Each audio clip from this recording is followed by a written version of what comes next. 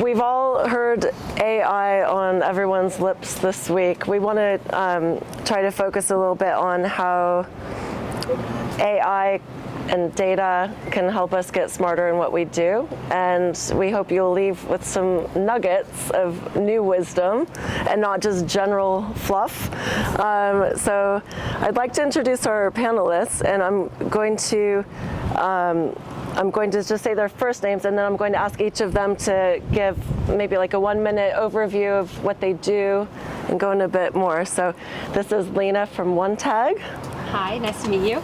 I'm Lina, I'm the Global Marketing Director for OneTag, and we're essentially a new gen SSP that basically provides more direct and optimized access for brands and agencies to global publishers. And we use cookieless data to essentially optimize and improve outcomes of open auction spend and try to tackle issues in the industry like ad fraud, wastage, and generally give more transparency across supply path optimization. Sounds like smart stuff. This is Anders from BrightBid. Hi, Anders Gustafsson from BrightBid. We run an AI optimization service for advertisers on Google search ads, and from recently now also Bing search ads, quite similar in their structure. Our goal is to leverage the power of AI, but having human oversight to ensure that companies can get bang for the buck while still feeling safe using it, that you don't get the crazy ads generated, weird keywords used, because AI still goes off the track a bit, which I think we've all seen with ChatGPT. And this is, oh, I'm sorry. Mainly to B2B, so quite narrowly focused. Great. And this is Lianre from Codec. I got no voice. Candace stolen my voice. I'm going to croak all the way through this.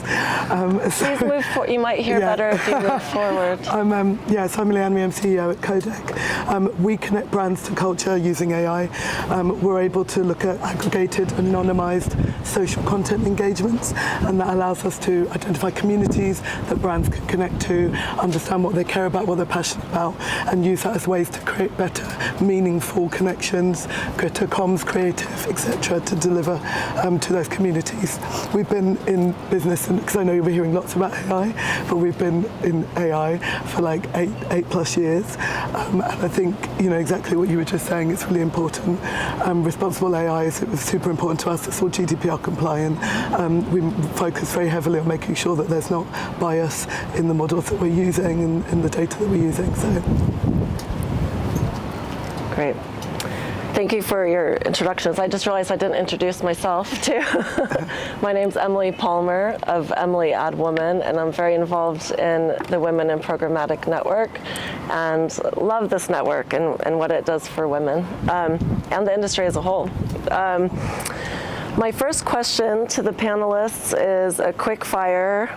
I would love to hear who you think the winners and losers will be in this AI race, and you could name a specific company if you want to be bold, or you could say like a media channel or a type of business, but one winner, one loser.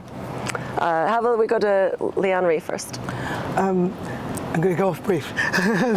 No, I think it's more, for me, it's about winning behaviors and losing behaviors. So I think the ones who are going to win are ones who have thought quite heavily about first-party data strategies, how they can focus energies in places like contextual, and making sure that they've got strategies for both of those. I think the big tech companies are definitely going to still continue to win, but I think as long as businesses focus very much on being flexible, adaptable, and prioritization, because just because there is all of these technologies available doesn't mean that you should be using them, or that you should be kind of going down the rabbit hole of time and spent and trying to incorporate new things, new models coming out every week at the moment, right? So I think that's going to be kind of the winning behaviors, and the flip side of that, the losing behaviors, making sure that you're not spreading yourself too thin, but that you are flexible. Not spreading yourself too thin, in case I just feel bad with your voice. The losers will spread themselves too thin. That's a really good point. Winners will prioritize and work fast to adapt. All right, Anders, what do you reckon? Winner and a loser?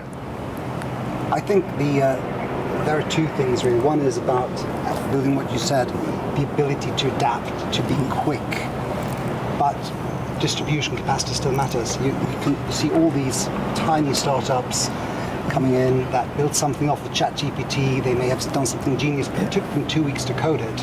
Now, larger companies will, for obvious reasons, take a lot longer to do it, but when they come in, they have the distribution capacity. Those that are stuck in the middle, they're not agile enough, or they don't really have the distribution capacity for whatever service they develop, will be in trouble. Sorry, our mid-sized company is going to be the losers.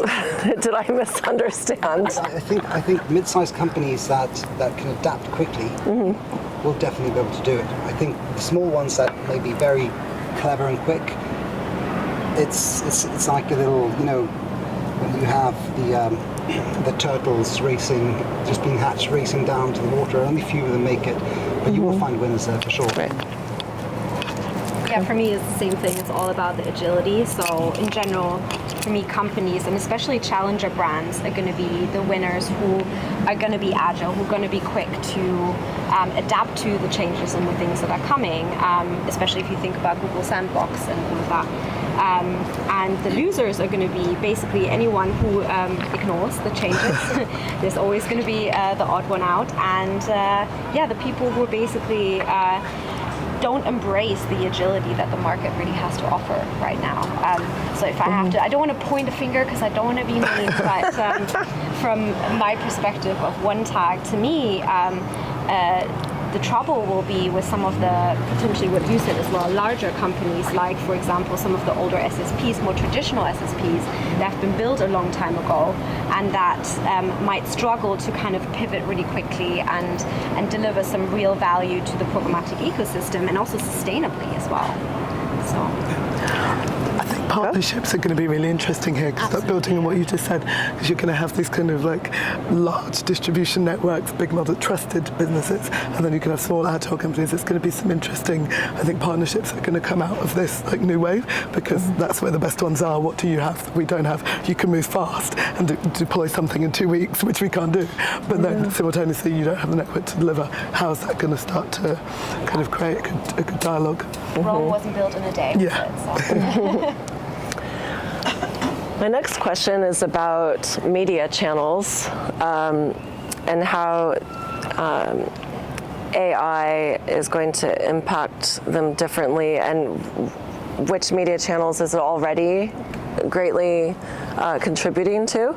I want to go to Lina first, because you shared something interesting downstairs. Yeah. So at OneTag, we predominantly work with display and video at the moment when we look at data and AI, but there's definitely, and I know we talked about this earlier as well, more and more moving towards CTV, towards audio as well, and social as well. So not quite the expert in that yet, but that's where I see the industry definitely moving. But like, so what's an example of, like you mentioned before about the optimizing, we wonder, how are some of these companies actually using AI in their tech or in their day-to-day work? So for OneTag, we're essentially using data and AI to optimize and improve outcomes of open auction spend across the formats of display and video. So you can have different types of video within that as well. And now we're, as I mentioned, we're kind of exploring some of the other channels that show a lot of opportunity at the moment. So are you saying all of the channels have a lot of opportunity with AI? There's definitely, I mean, when you look at whatever kind of medium channel you have, unless it's print, you're basically looking at a digital format, so anything can be optimized for the iconic, because the data is everywhere. The data can be in, because my background is in 1,000,000 ads, one of my colleagues is here, previous colleagues is here as well, and we used to basically use a whole lot of different data points in audio to basically create dynamic and optimized audio formats, and there's so much within TV, within video, within display or audio that we can utilize. And the question is just, where's the data coming from? How can we use the data, and how can we use the AI to optimize properly in a privacy-friendly way, but in an effective way? I think I'm going to go to Lianre next, because so at Codec you see the branding and potential for clients much further upstream than what many of us, I'll try not to hit my mic, than what many of us see in the digital or programmatic or performance space. So I'd love to hear, how you see AI shaping, the approach with different channels from your perspective. Yeah, so from a Codec perspective, we work right through the marketing workflow, right at the beginning to identify communities, audiences, and then deliver that insight and help build strategies for creative content, marketing, and media, so that you've got a unified view of your audience at the start that you can carry all the way through to delivery. Who are they? What do they care about? How can we add value? What should we put in front of them? And then where can we find them in order to place that? I think what's kind of interesting is when you kind of look at the way AI is adapting, so things like CTV is going to be really interesting to watch because it's such a personal space, right? Sorry, what's interesting CTV. to watch? Oh, CTV. Because it's such a personal space and the medium that you expect to kind of be one way for so long, right? And we just watch that, but now that's responding to you and information it has about you, and at the same time as privacy conscious consumers keep on rising, but also expected value from brands and communications is also rising. So how do you kind of match those two things? I think that'll be interesting to see. I think also something that we're seeing a lot with Codec is how we're able to bring all of our insights much more into experiences, in-store, retail, kind of real life mediums. And I think it's going to be, I think AI's got a great opportunity in that space to go even further than it is now, connecting the dots between kind of like, your shopping experiences and your ingredients, giving you recipe recommendations or suggesting wine pairings, can't speak, wine pairings. Yeah, so I think there's real opportunities there, that kind of more of a kind of connected, informed, valuable communication space. Exactly. So that's kind of where I think there's going to be some real opportunities. Amazing. Yeah, I mean, like even feeding into the media strategy, that's part of what Codec does. Lianre and I had a great chat yesterday to prepare, and it's just it's just fascinating because they're using AI to help identify new target audiences, and then they're using AI to set strategy. And then we'll talk about the data signals in a few minutes. Yeah, and then be able to kind of target, so you've got that straight through kind of journey. Everyone's on the same page. That's where you're going to get the greater results. That's where you're going to kind of see impact. I think this is a good time to go to Anders to talk about search, because we've all heard probably AI, ChatGPT is probably going to rearrange the whole search, paid search, and organic search ecosystem. Love to hear your thoughts. Yeah, obviously, we all play with ChatGPT. We've been marveling over its capabilities and also being a bit shocked and dismayed around some quality issues. But I think a few main trends. One is obviously that everyone thought Google had this game permanently.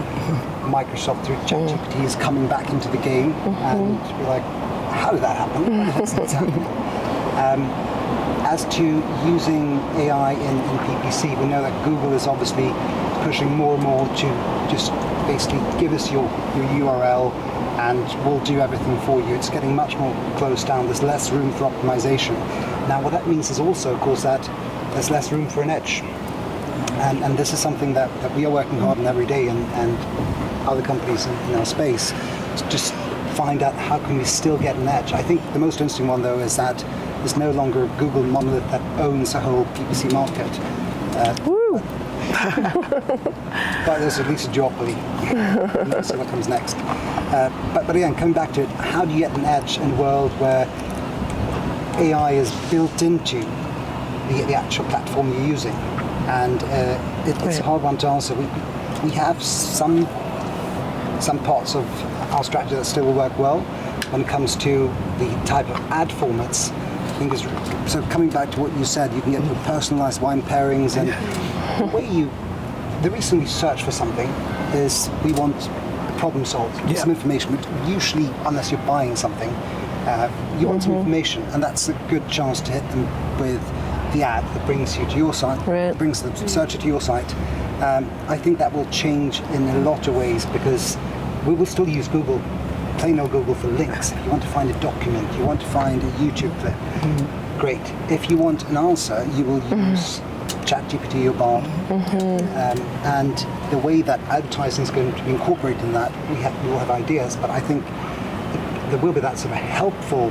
Google's always been helpful, but it will be in a helpful way. It'll be much more sort of native. You can get your this bag for your carbonara here delivered to your door, and these guys can fix the wine for you. So I think from a consumer perspective, it'd be interesting for advertisers and those such as us who help them. It's going to be a new game. I look forward to it. Yeah, the whole journey is changing for like going from, hey, I'm just hanging out on social media, to I'm getting advice or recommendations, to I'm buying, and like I think shoppable opportunities are going to filter through more and more channels that we touch. You had something to add, Lianre? No, I was just thinking, like, you know, it's really interesting search, like the way it's changed for like younger generations. So a few years ago when we were seeing that like younger generations weren't using Google to search, they were searching on YouTube or they were searching on TikTok now. Like that's how they're getting all of their information. Like they would never even think to put something in Google to get an answer. Yeah. Yes, I think I'm so old. Yeah, I know. Right. But like I did it again. I have been known just to jump right into Amazon if I'm in a hurry and just right. So I think they're like they're the biggest competitor in search, right? Yeah. Okay, so all of this searching and all of these behaviors are creating a wealth of data. So what I want to hear your thoughts on are all of these data signals. How can AI help use those data signals for what we do in advertising? Lianre? Yes, Are you ready, Lianre? So I think it's a really kind of hard challenge for brands, right? So we work directly with brands because they simultaneously have to think about how they're going to do long-term brand building, whilst also having to be hyper-relevant every day, like think about whether it's right to kind of engage with particular trends, but make sure that there's kind of always ongoing, activations. And that's like a really hard place and space to live in.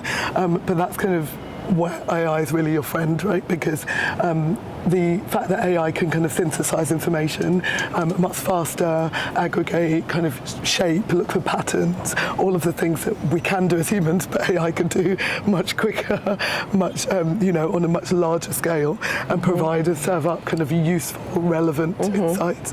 And I think that that's a kind of, brilliant opportunities for brand marketers, because that's the great space for you to kind of look at going, okay, well, we know this is something that we can see is growing. It's what we do at Codec. It's growing. We can invest in that in the long term. We can think about that strategy, but we also have kind of tools and insights that help us see spikes in trends, behaviors, passions, things that we can kind of think about our daily social content calendars around. And have that kind of information flowing through more regularly. Partnerships, influencers, all of that information could be kind of aggregated as it's changing and moving really fast, as culture does. You're able to kind of get that served up and think about how to use that across all of the different touch points and marketing plans. So would you say AI will help bring the speed? I think so. Speed, efficiency. It can also really help reduce, I guess, the risk, because there's so much information. Like even with the best will in the world, we're never going to be able to consume that ourselves as a person. So if you're able to kind of look at that and go, okay, normally I'd be considering whether this is something to invest in, because I'm not sure if it's going to disappear, if it's like a flash, but actually can look back with AI a year before, or you can look at how things have been rising and de-risk your strategies from that sense, which I think is really great. That sounds like a great way to use AI, is to help us de-risk. Our industry is fraught with risk. Anders, can you talk a little bit about the data signals in your world in PPC and like how AI is helping you to bolster that? I think in general, with the sunset of cookies and the privacy concerns, GDPR and so on, AI, by using non-private data, segment data, and really boiling that down, machine learning, can help advertisers deliver the right ad to the right person without having to have all kind of invasive tracking. I think it's good for advertisers. It's also good for consumers. We can all be safe, not being followed around in a scary way. Can you explain to us how that works in practice with, like with paid search? If you're not tracking or using what we think of as, I guess cookie-based identifiers or some of the new identifiers which actually leverage even more personal information. Like, how can you just explain a little bit more how AI is helping to address that for you? Like, it essentially finds signals in the segment data that, so if you're a CEO in LinkedIn knows you're CEO, right? In Google, you don't have a sign saying, I'm a CEO. So one of our clients sells targeted CEO educations, and we can all have hypotheses saying, well, if you're above 55, you already know everything. If you're 18 to 24, you're probably not yet there. But digging through the data, what it found was putting a very strong negative weight on interest in home and gardening. And it's like, oh, makes sense, right? If you're the kind of person that has a time and interest to figure out when you put down what bulbs, you're probably not working 80 hours a week really managing a business. So post fact, so yeah, that makes sense. I would not have figured that one out as a potentially strong signal if I was just looking at all the segment data. So AI can really wash through that, and I think it's brilliant. It's finding the patterns, isn't it? Yeah. Exactly. Exactly. And there are patterns even without having the kind of individual tracking. Yeah, and I think that's why at Codec we look at content, and that's always in most ways. So what content are people engaging, and what does that tell us about them and the communities that they're part of, and ways to add value. So it focuses your attention around the things that matter, that people choose to engage with, what they are passionate about, how they self-identify, versus maybe a view that you might have as a brand of a demographic that you might be going after. Yeah, and I think which and 50% wrong a lot of the time. Okay, cool. So I have to read this next question verbatim because it's time for our question courtesy of ChatGPT. Okay. In what ways can AI-powered analytics and insights drive real-time decision-making, enabling marketers to identify emerging trends, predict consumer behavior, and optimize their strategies accordingly? It's verbose, isn't it? Lianre, do you want to try to answer that jumbled question from our friend at ChatGPT? I think there were about 5 questions in there. I think there really were. I think it goes back to some of the things I was saying earlier, right? Because I guess the beauty of AI is being able to look at loads of information and data really quickly in an easy synthesized way. So I think if you look at platforms like Codec and other platforms where you're able to use that to align with jobs to be done as a marketer, I think that's the space. Right? How do I create the right tone of voice to communicate, right? And how do I understand all the possible ways I could communicate, what is resonating well with the audience that I'm looking to talk to, what isn't resonating well, how do I look at that, all of that at scale, and then be able to go, great, this is them, this is their personality, this is the way they talk. So I think it's about thinking about the kind of jobs to be done along that full workflow and how AI can power all of those things. What kind of design aesthetic you should look at, look and feel, what kind of creative do they engage with that resonates, and how does that inform your creative strategy, like your content, your communications. Yeah, help with strategy is a real fucking thing we could all use sometimes, right? Lina, what do you think?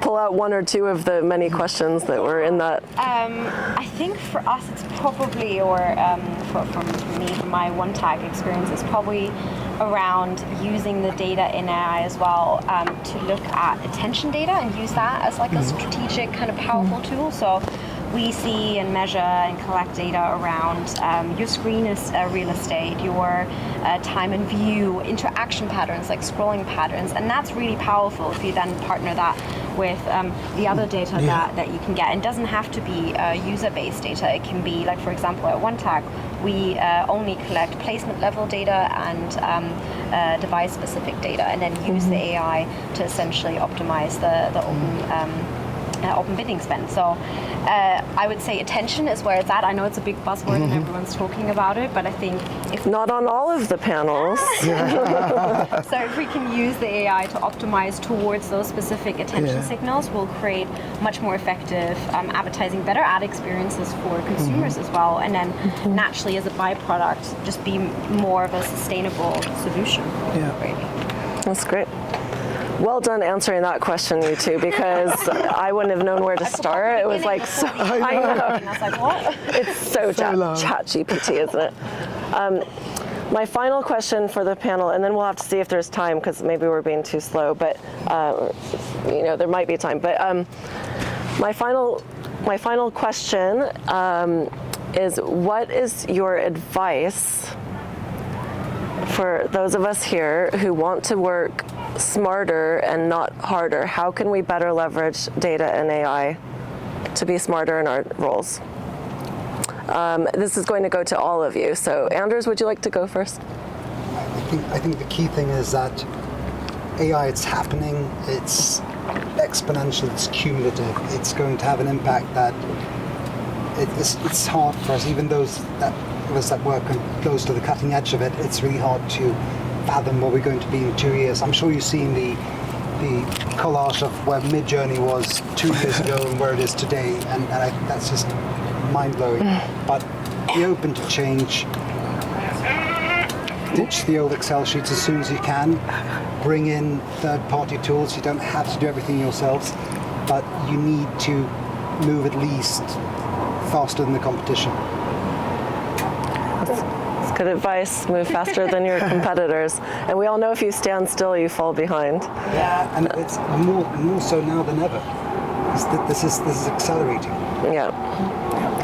Lianre, your advice? I would just say get going. Right? If you haven't started already, just get going. The prioritization, as I said earlier, is really key, but what's worse is not starting at all.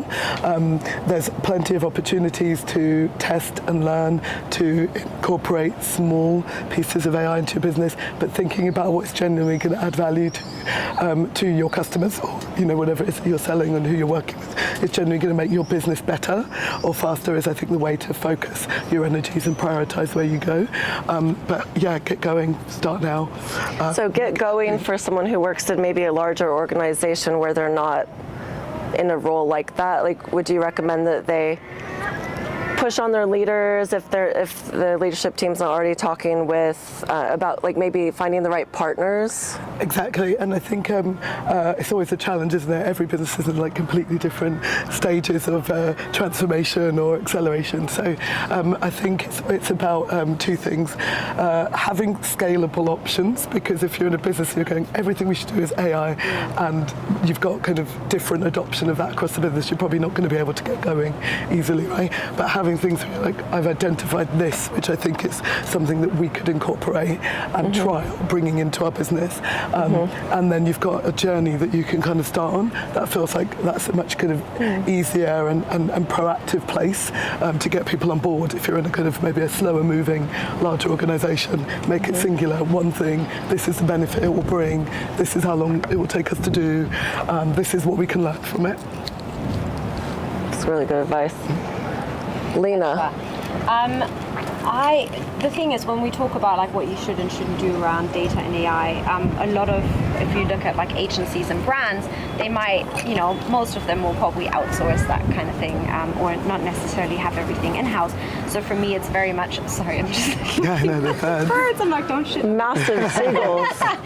I would say it's about choosing your partners wisely and be more accountable. I think we all, as part of the programmatic ecosystem, need to be more accountable and do our part in making sure that the way we use data and AI, or the partners that we choose to work with us on these things, basically not just work in a smarter way, but in a more sustainable way, because there is so much ad fraud and wastage that's contributing to CO2 emissions. It's huge. And just using data and AI to basically focus on more productive and, less wastage programmatic media buying. Good. And if you don't think your company is moving fast enough, maybe start looking proactively ahead of time, or do your own startup, right? Or talk to these guys. Do we have like time for maybe one question? I just feel like we. Is that okay? I'm looking at you, Emily Roberts. Sorry. I guess Adriana has her hand up, please. So obviously AI has a massive umbrella, so I'm going to do an intro. I'll stand up so you can kind of leverage. It was very hard, by the way, to kind of hear. The sound didn't travel really well. But anyway, so AI is a massive umbrella. You can do lots of things, and obviously we're kind of very familiar with the way we used to use the AI, which is reporting, analyzing, synthesizing data. But now it's kind of expanded to a world where we haven't seen before, like AI in producing ads, in kind of in search and so on. So the massive challenge that are here at the moment is how exactly that data, the data points that are feeding into the model, how accurate, how recent are they, and what challenges are they bringing to the table? Because, for instance, if you use like 2 or 3 years old data, and then you kind of train your models based on that, plus not being able to kind of, we talk a lot about inclusion, about diversifying.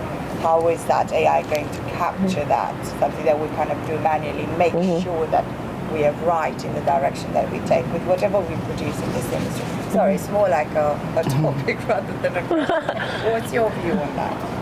I can go first. I think bias in AI is really, really challenging. Sorry, I've got no voice as well, so not only does it not travel, I am hoarse. But bias in AI is really, really challenging. You have to work hard at it. Data sets are always going to have bias in them, and you have to make sure that you have processes in place and ways to train that out of your data sets. So. And we spend a lot of time in that at Codec making sure that where we're getting the data from is as bias-free as possible, that we have processes in place to ensure that we're not adding bias into it through the range of people and tools that are involved throughout that process, and also the usage of what comes out of it. So what we do is we recommend kind of strategies to brands. We still have humans in the loop. We believe that, the robots are not coming to take our jobs, computers are not coming to take our jobs. You still need nuance, and you still need relationships, and you still need human understanding in order to make that useful and viable. And I think those spaces are really helpful to make sure that you're not getting biased data, kind of just spitting out recommendations or potentially damaging things into the world. So I think you do need to work hard at it. There are ways to focus that. Think about what the end use is and the implications it can have if there isn't strict processes in place in order to support having bias-free data. The reason I've asked that is because I heard big brands kind of, speaking about let's not lose our jobs, or, you're not going to lose your job. People that are creating content have been impacted by that because of ChatGPT. And then I've heard people that kind of have been replaced, thinking that, whoever could create that content and replace the... And that will change. that will change because and that is sad to hear, but that will change. I think that's a bit of a knee-jerk reaction, and we can definitely get that. ChatGPT is brilliant and has been trained on a huge amount of model. It doesn't currently access live data, and if it's not sure of the answer because it is a model, if it doesn't know the answer, it makes it up. Right? So if you think that just very like a lot convincingly, of humans, very convincingly, but it'll be wrong, right? So the fact that we can completely remove people from content production and copywriting and creativity is very dangerous, right. and it doesn't make any sense. So I think there's probably a bit of a too an early knee-jerk reaction to not thinking about how we can incorporate and be more efficient and benefit from the tools that are available, rather than going, well, that's great, that can now do this job. It can't. We should be looking at how we can benefit from it, how we can incorporate it, how we can get value from what's out there. Thank you. Good question. One more question and then wrap up. I thought Michael might have a question. My question is about privacy and how you ensure that in the advertising ecosystem in particular, the temptation will be to track consumers even more closely so that you have more data to feed your model, right? And how do you ensure that these new AI models are deployed in a manner that actually advances the standards of privacy as opposed to violates privacy? Because there will be that temptation. I think each of you talked about it from the perspective of your companies, but I'm super curious about how you manage that risk and ensure that it's used to advance the standards of privacy. I can go first if you want. So from our OneTag perspective, we built our product with that specific question in mind. So our product has been built cookieless from the get-go. And we only, like I mentioned before, look at and use and work with placement level and device specific data, so not user specific data, to get around that kind of issue. And then use AI to kind of optimize open auction, really, and that's it. So it's all about what data do you use and how you can make sure that you're remaining privacy friendly, but yet effective. That's where the AI then comes in. So.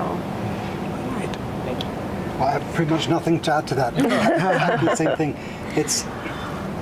If you only were to take away the tracking, the cookies, we'd end up in a world that is much less precise. AI can help us achieve similar results, not exactly the same. You don't get chased with retargeting ads wherever you go in the same way, but we do that while preserving privacy. And by working with quality data sources, segment level data, get around that problem. Feels like it's all like a theme I'm feeling here is that, really vet your partners, know how they garner the data, how they apply the data, how they feed their models. Are they thinking about sustainability? Because, the more data and AI you're running, the worse it is for the environment. And also, we've talked about ethically, just because you can doesn't mean you should. So, God, I think our industry is trying to level up, So I think we just all have to put our actions where our words are, and I'll leave it there. So thank you very much. It's been so interesting talking with you all. Thank you. Thanks.